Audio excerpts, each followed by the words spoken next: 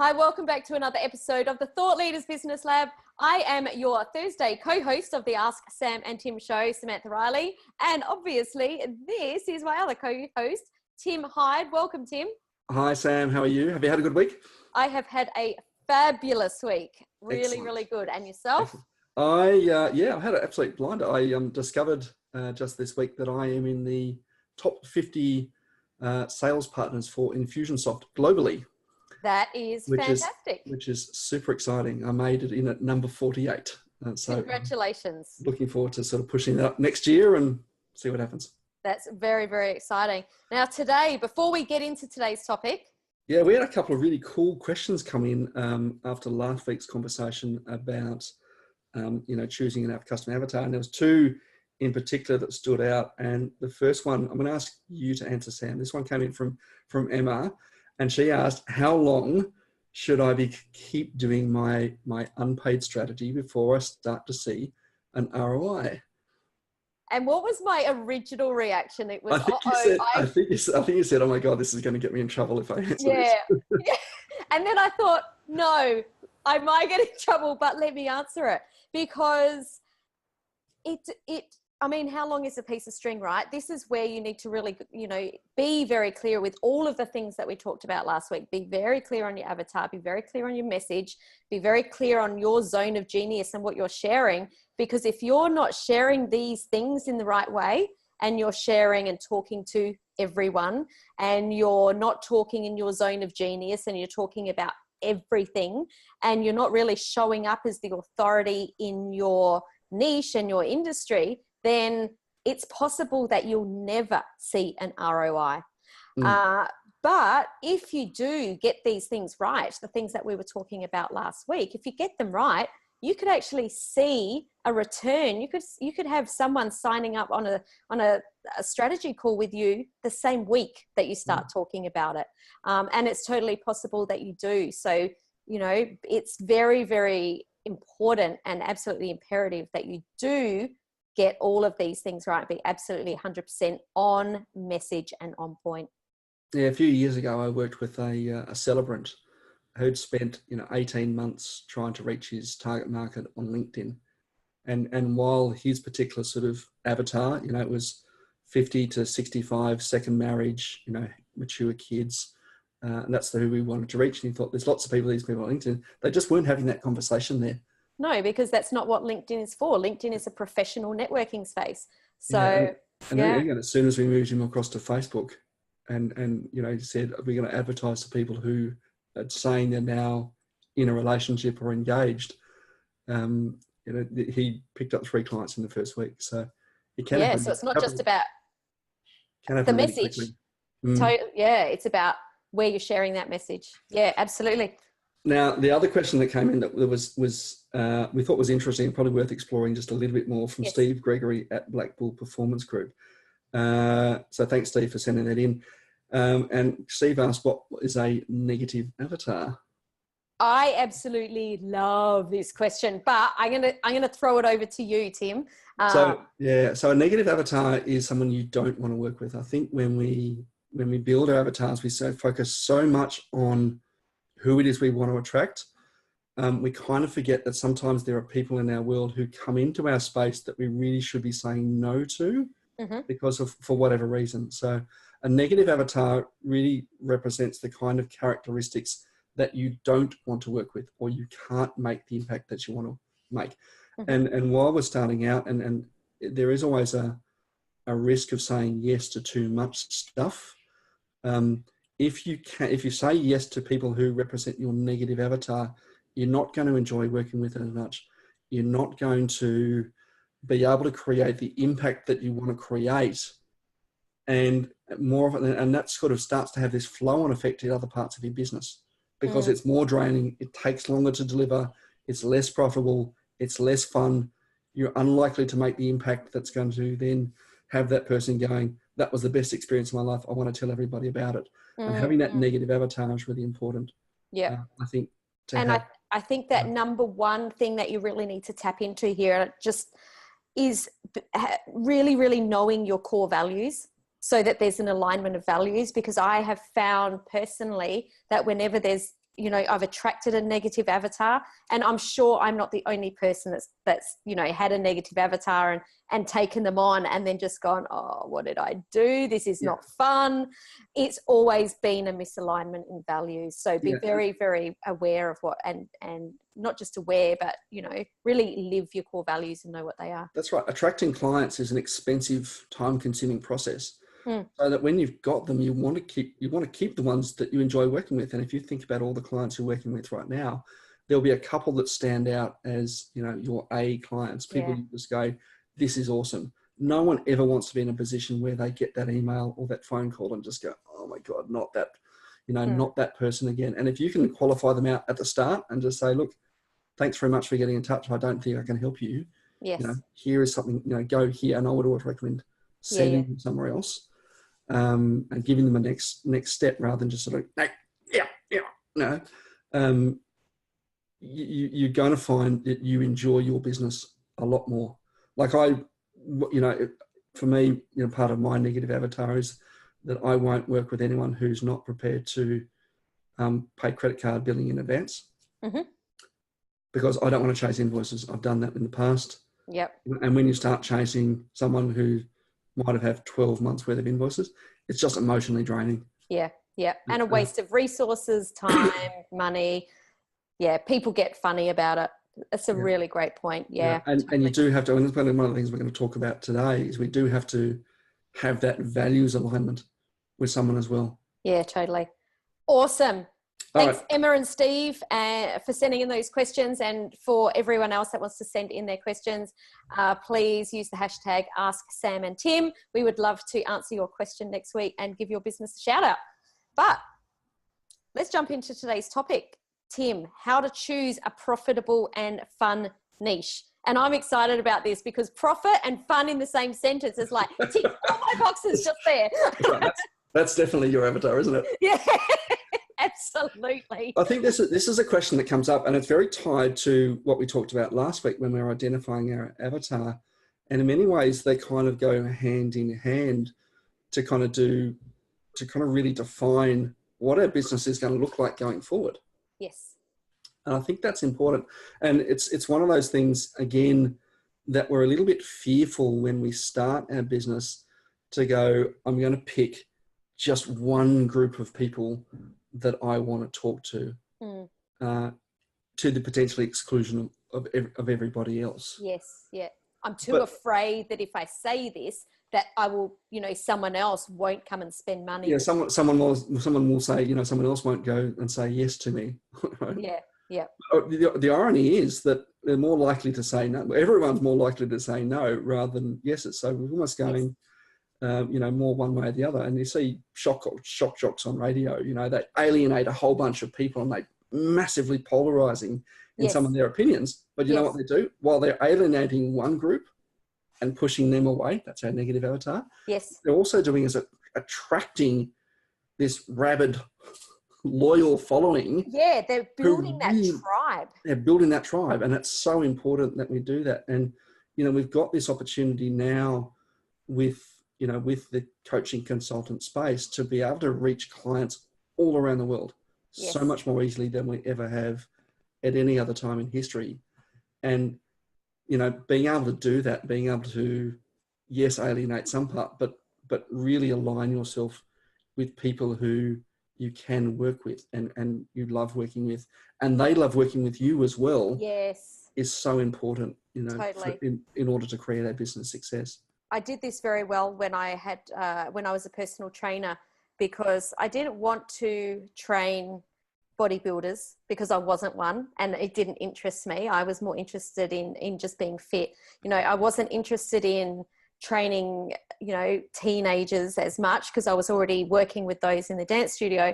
But what I was really interested and passionate in is teaching or working with busy parents, because I was a busy parent and I knew what it was like to be so busy that it was actually really tricky to train or to eat. And what happened was, by really honing in on that avatar, that when a busy parent joined the gym, everyone used to say, you've got to go see Sam. So I wasn't having to hunt for prospects like a lot of personal trainers do. People would just come and speak to me. And you're right. They all got to know each other, and we used to have, get-togethers and workshops because they just used to love hanging around, not just my message, but other people that were having the same challenges and the same wins as they were. So when you get this right, it can be very profitable and very fun. Absolutely. So I've got 6 questions that I would normally take people through in order to sort of identify, what niche is going to be both fun and profitable. And the first one of those is, can you do it? Right? Pick something that you can do. Right? I really like that you've started off with this one. I really like this. Something that you've got experience with, or you've trained in, or that you've had success with before. Yeah, I think people make this mistake. They start their business out, or they're in business, and they go, I'm going to pick a niche. What's the most profitable niche? Yes. Right? But if you can't do that niche, if you don't understand that niche, it doesn't matter. You're wasting your time. You're not going to, it's not going to be fun. It's not going to be profitable for you because you can't create the transformation you need to create for your customers. Yeah. I'm not a mechanic. I've never been really good at cars. For me, cars are a thing that take me from A to B. Some cars take me from A to B in a little bit more comfort than other cars. But lift the hood and tell me, I've got a sort of rudimentary understanding of how an engine works. But if I said, I'm going to become a mechanic because suddenly mechanics are making lots of money, I would not make a good mechanic. Yep. And I think that we've all seen the business coaches, and that is a large niche of people think that, business coaching is quite profitable, that have gone into business coaching that don't have a business. And, I think we're starting to see the end of that little trend because, they haven't been able to create the results, but, that is something that I'm sure that everyone that's listening has seen at some point, around the traps. Absolutely. Okay. Second thing I think people should ask is, what do you want to do? If it's going to be fun, you have to want to do it, right? That's right. And that's part of the criteria. If I don't want to do something, it's not going to create a good niche for me. Yeah. And so if I have to be, a business coach and I don't enjoy business coaching, right? So I got to know how to do it. But if I can do it and I don't want to do it, right? I could be a web developer. I've got a rudimentary, I did IT degree at uni. I have I can read code. I can probably write it to a certain extent. But I can do it. Do I want to do that all day long? No, that would drive me slightly insane. And it's not just, do I want to do it for the next year? Is, do I want to do this for the next 5 years or 10 years?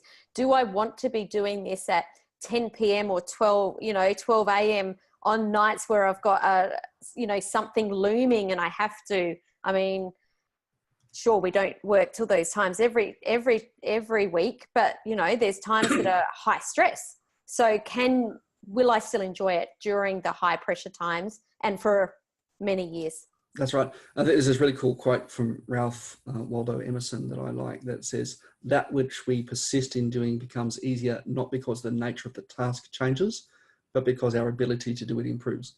And if you keep chopping and changing your niche, every 6 months, every 12 months, every 2 years, you're never going to see the momentum. It's always going to be hard. Yes. I keep telling I've told my son, this from a very young age, is that everything is hard until it's easy. Correct. I come from a ballet background, and the what happens in a dance studio, and specifically in classical ballet, you just are repeating over and over and over and over. And 25 years later, even if you're a professional, you're still doing the same moves that you did on your first day in class when you were 5 years old. It's all about mastery, and that's how they achieve mastery, is just repeating just over and over and over. And it's no different in our business. Absolutely. So awesome. the third thing I think we need to look at is, does this niche, or does the person who represents this niche fit with your values? Which we touched on just a little earlier. We won't use that example, but but if freedom is important to you, and I notice you've got your little thing in the background there. Absolutely, which is That's showing one up of my values as well. Yes. That's an important thing. If your customer, if this niche doesn't want freedom, and that's an important for value, you're going to find this values misalignment. And the other way around, Tim, can I just say, it's not just about attracting someone who has that, but it's about you making sure that you live that yourself. If you decide that you're going to set up a business that requires you to, show up and be there in person every day from 6 a.m. till 7 p.m. and your core value is freedom, then that's clearly not going to sit well with you. Absolutely. Now, the third one is, I think we're at the fourth one. Yes. Fourth one now is that can you make an impactful transition? And this kind of goes in two parts. So I'm going to make this is sort of 4 and 5 here. Is, are you solving a problem that wants to be solved? Interesting. Tell us more about that. Okay. So it's two things, right? Can you make an impact, right, with this thing? And are you solving a problem that wants to be solved? And what I mean by that is everyone has problems. Not all of them are problems that people care about. Yep. Okay. So I don't particularly care about getting the last little bit of toothpaste out of the tube. I like it. Yeah. Right. And I remember seeing years ago on Dragon, the BBC version of Dragon's Den. If you're in the US or Australia, you probably know it as Shark Tank. It's the sort of same concept. And these guys came in and gave this pitch that they had this device that sat in the bottom of all their, you can put into tubes, which ensured that you got the last bit of, product out of the tube. You got all the product out of the tube. And it cost about 10 cents or 10 pence, as this case, to put this product into this tube. And they've gone, does this solve a problem that needs to be solved? Because the value of the product left in the tube, generally after you've rolled it up and squeezed it and everything, was about 1 cent worth of product. However, it depends, because if you sold that same product to an eco-friendly group that are very aware of the amount of trash going into landfill, then that could be very valuable. Potentially, okay. But you've sort of got, again, that's a problem that wants to be solved. For most people, that's not a problem that wants to be solved. Yes. So even though if you can do it and you want to do it, right, and you've got to create this, you've got to solve this problem in a way that's meaningful, and my niche wants to make that transition. Right, to the after state. Totally. I know that I'm much healthier if I don't have 2 glasses of wine on a Saturday night. No one's going to solve it for me. Look, again, it's not a problem that you want to solve. No, it is not a problem. I enjoy my wine on Saturday night. That's right. Okay. So your niche has to want to solve this problem. It has to be big enough and impactful enough problem for them that they're prepared to make the journey. And often we get in this position that, and this is a sort of marketing sort of concept, that every time we make a change in our life to do something different, everything that we do as coaches and consultants changes, someone's status quo. Right? They go from, point A to point B. If I'm in a car, I go from here to the pub or to the movie theater or something. Right? I'm going from point A to point B. Now, if the pain of that transition is greater than the pain I'm experiencing from staying where I am, I will never move. Totally. If the pain point of where I am is great enough that the pain of transition is less, I will make the transition. And we need to think about that as we pick a niche as well. Right? Definitely, as humans, unless that pain is, we can't bear it anymore, we definitely don't choose to do something else. Otherwise, we would all, have profitable businesses in the first week, because we'd just put ourselves out there and do all of the things like cold calling and all the things that we don't like to do, we generally don't make that decision to do something different until the pain's too much. Yeah, I still remember this, one of the few movie quotes I remember, and I think it's The Day the Earth Stood Still or something or other, Keanu Reeves and somebody else who escapes me right now. I can picture him, I just can't think of his name. Donald Sutherland.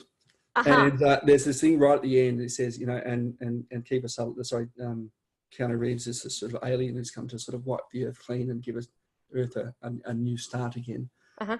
And Donald Sutherland, this old wizened professor, he says it's only on the precipice of disaster that we find the courage to change. Totally true. And P.S. You play a very strong quote game. I just want to give you kudos for that. I may or may not have written these down before.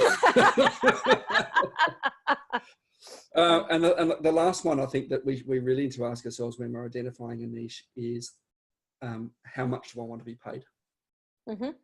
Right, so it sort of plays into the others a little bit. How much do I want to get paid for this, to solve these things? So can do, want to do, does it fit our values? Does it solve a pain point and create a transition for somebody? And how much do I want to be paid to do things? And that's really going to identify, which niche is going to work for us.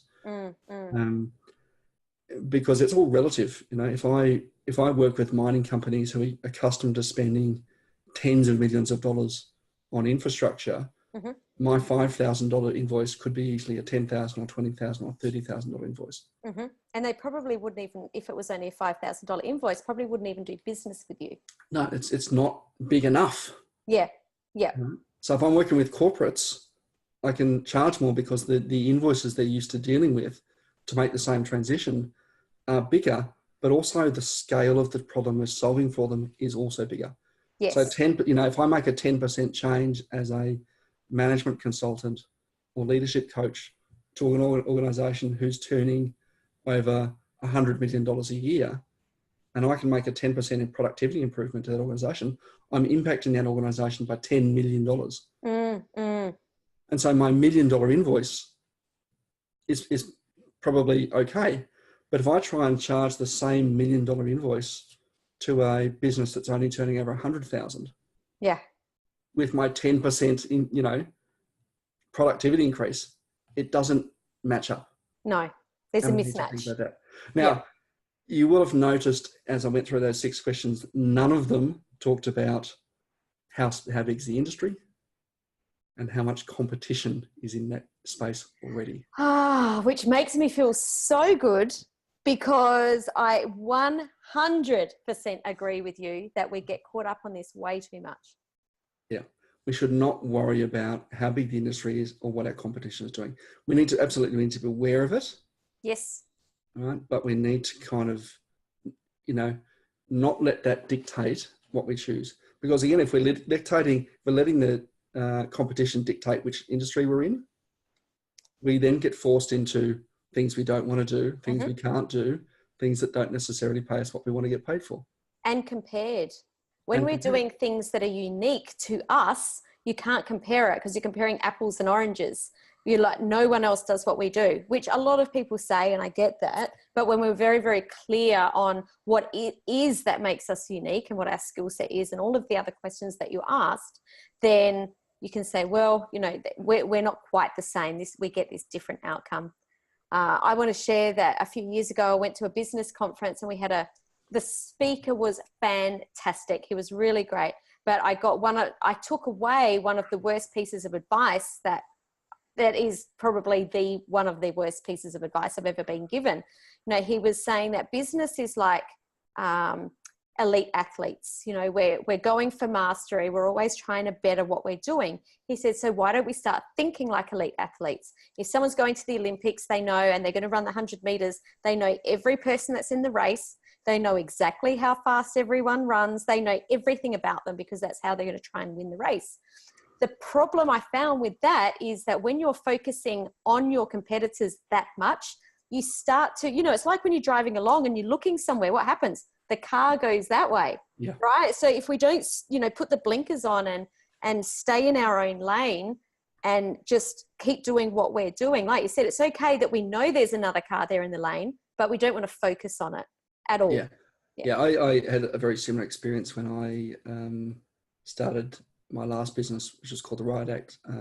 Started in 2000 when there was no social media anywhere. Facebook didn't exist. LinkedIn didn't exist.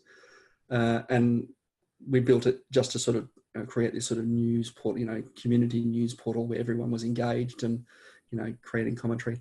I mean, that got to sort of 18 million page views a year, just in a population of 300,000. So not too bad. And, every so often we'd have these copycat sites come up and people would ask me, are you worried that someone's going to take your market? And I've been like, well, not particularly, because I've got the roadmap. I know where I'm going. And I know all the potholes that I've run over. And they're about to find out. And they're about to find out. Yeah. So, when we go we're aware of it but don't focus on it, we can can plot our own journey and create our own success around that. Perfect. Now, before we go on, there's two other things I wanted to very, very quickly touch on when we sort of look at niche. And these are things that I think are important, because more often than not, when we think niche, we think I've got to pick a particular industry vertical. Like I only work with mining companies, or I only work with naturopaths, or I only work with whatever. And we quite often get these sort of, these sort of very niche demographics. I only work with females between the ages of 40 and 45, who want to get fit. Yes. We can pick a horizontal, that's what I call it, a vertical niche. We can pick a horizontal niche as well. And a horizontal niche is more like a geography. So I only work with businesses in Sydney. Or I only work with businesses who are, or people who are at a particular stage of a journey. Right? That's also a niche, and that's what we'd call a horizontal niche. So for me, I tend to work with businesses who would find themselves a little bit overwhelmed. They feel like their business is not scaling as much as they want it to. They feel like they're getting pulled 6 ways from Sunday. They feel like they're dropping things in their business and it's not systemized. That's a horizontal niche. I don't care whether you're white, black, male, female, Jewish, tall, short, in the US, mining company, or clairvoyant. Yes. What I work with is people who are sort of hitting this glass ceiling and trying to break through with it. Yes. So that can be that's a horizontal niche, and we can also have a combination of both. Yes. So we could say, pick a vertical niche, which is representative of a demographic or an industry vertical, but also a stage of, that person's journey as well. Okay. So we can have both vertical and horizontal, one or other. It doesn't have to be, So when you're talking vertical niche, you're talking about going deep within that. When you're talking horizontal, it's going across. That's right. Yeah. That's right. So both can be representative. And again, look at those questions when you're choosing a sort of sector that you want to work in. You don't have to think that, oh my God, but my niche isn't, defined by a profession. It doesn't have to be defined by a profession. And I think that's a mistake that people make when they look at their niche going, oh, well, hang on, that doesn't quite fit, but, and they kind of just cram it in to make it work. Yeah, totally. But it doesn't have to be. Totally. No, you've talked about lots of things to work through. I believe that you've got a workshit for the listeners today to help them to do this, Tim. So if you jump on my website, https:// et cetera, winmoreclients.com.au/niche, NICHE. Yes. You'll be able to get a worksheet that'll take you through this and sort of fill in the blanks. Beautifully. And I've done a little example as well. So you can, if you want to sort of go, oh, how does that work? There's a little example there that you can follow. And if you're listening on the podcast, you can go to the show notes page and get that link. If you're on YouTube, the link will be just right down below. Excellent. And next week, Tim, actually, no. We need to wrap up this first. We need to wrap up this week. Wow, overarching messages for this week. We're getting ahead of ourselves. What do you reckon? Oh, so for me, the big takeaway is that the niche needs to work for you. Don't get caught up in what other people are saying, how you should choose your niche, that you need to really tap into the experiences that you have, tap into the things that light you up, tap into your core values, and that's how you come up with a niche. Don't choose a niche straight out logically because someone else has said this is an industry that's going this way, or this is where the money is, or, this is what I think you should be doing, which, I had someone say to me a few years ago, you're really good at this. I think you should be doing that. And I said, but I don't want to do that. So my takeaway would be is use a mixture of head and heart and to really get something that's unique to you. Absolutely. Don't forget, if you've got any questions, coming out of today's episode to send them in via the hashtag Ask Sam and Tim.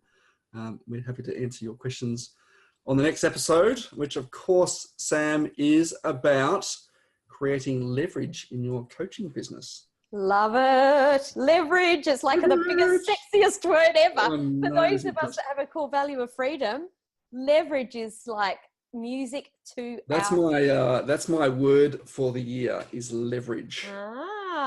Very nice. Yes, so I'm looking forward to that episode next week. Excellent. And brilliant. Hope you can join us. Excellent. Thanks so much for listening. If you're watching on YouTube, please click the bell above, hit that subscribe button. If you're listening, reach out, let us know if you've got any questions, again, that using that hashtag Ask Sam and Tim. Tim, thanks so much for joining me today. It's been an absolute pleasure hanging with you here in the Business Lab again. As always, Sam, looking forward to next week's episode. Excellent. Thanks, guys. Thanks for listening. Thanks for watching. See you next week.